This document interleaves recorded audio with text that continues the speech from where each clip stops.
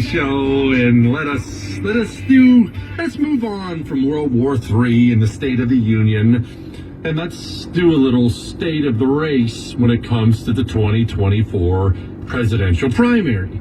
Because again, we were talking about Joe Biden in his speech, and you can tell a lot about what somebody doesn't say, right? What they don't say tells you a lot.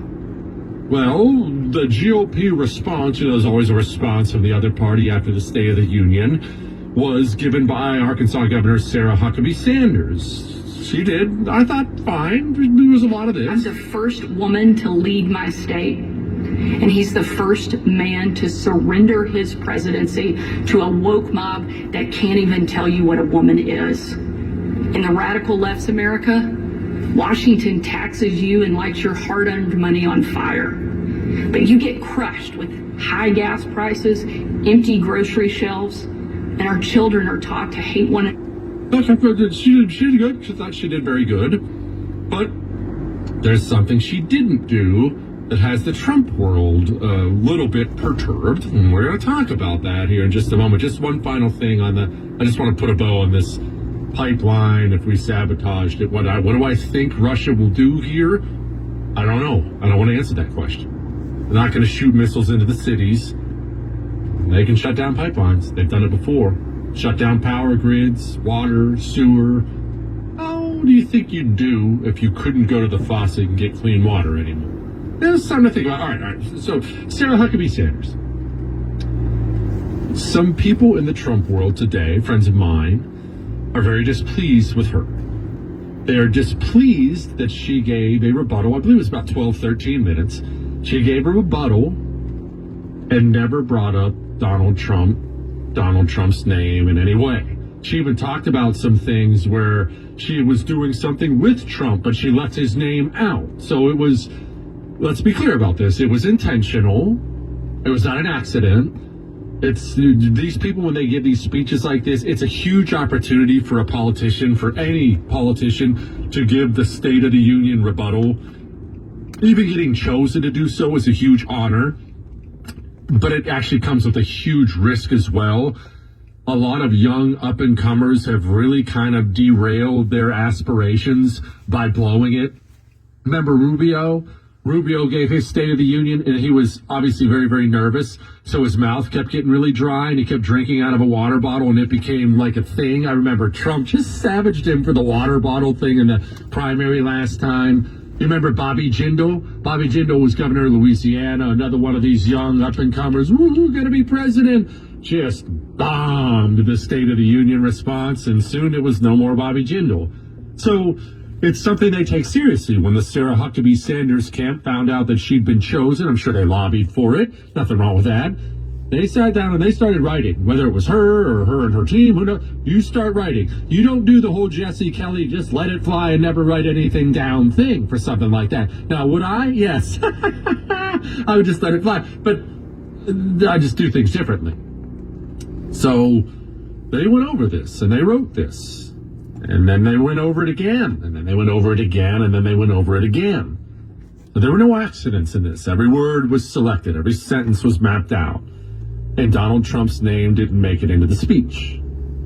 Now let's look at this from both sides, because we're about to do a whole lot of this as we continue to analyze the 2024 primary, because it's fun and it's spicy and it creates emotions in you and me, and these things are important. Okay, let's look at it first of all from Trump's side.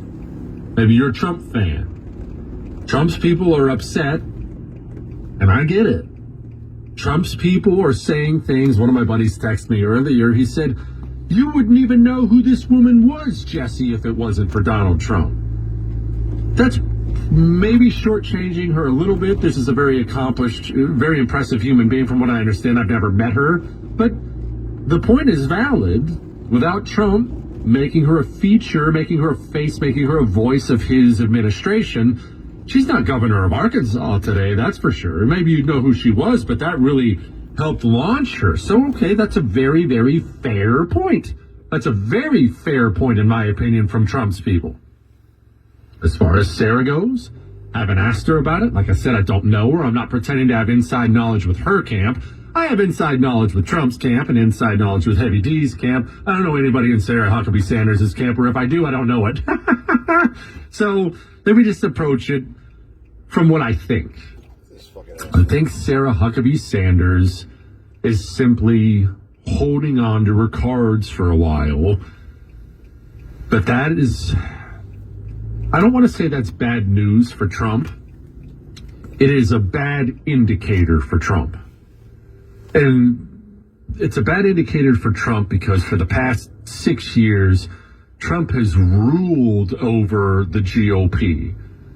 The most popular, it's not just that he was the most popular Republican, he's still the most popular Republican. He was so popular and just so powerful with the GOP primary voters that if Trump backed you, it could launch you into office. And if Trump hated you, it was the kiss of death. But clearly the bloom is off the rose with some of that. I still believe he's the most popular Republican in America, but there's a difference between being the 90% Republican and the 60% Republican. I think Sarah Huckabee Sanders choosing to withhold Trump's name is just another indicator. People out there, they think he's the 60% guy. Trump's people are mad about that. I understand that completely. I think that's what you saw. And I think there's something else to it. And I think this has to do with the Trump Heavy D thing. And we're going to get into this in a moment. This whole thing may offend you. You may love it. But either way, we'll get to that. And we're going to get to emails and everything else. And we're going to get to your crappy cell phone service, too. You know what I hate about cell phones? One of the main ones, is the contracts. They lock you into these contracts. Oh, sure, no. You can have that phone, $10 a month. You just have to stick around for 3 years. You know, Pure Talk doesn't do that to you. They're so confident in their patriotic cell phone service. Same 5G network as one of the big guys. They don't lock you into a contract. Shoot, they'll give you your money back at Pure Talk. Where else can you hear that, ever? Pure Talk. It's not just putting your money where your morals are. It's just smarter. Why are you locking yourself in? It takes 10 minutes. 10 minutes to switch? You pick up that cell phone right now, you probably already have it in your hands. Maybe you're listening to me on it. Dial pound 250 and say Jesse Kelly. That'll save you an additional 50% off your first month. Dial pound 250, say Jesse Kelly.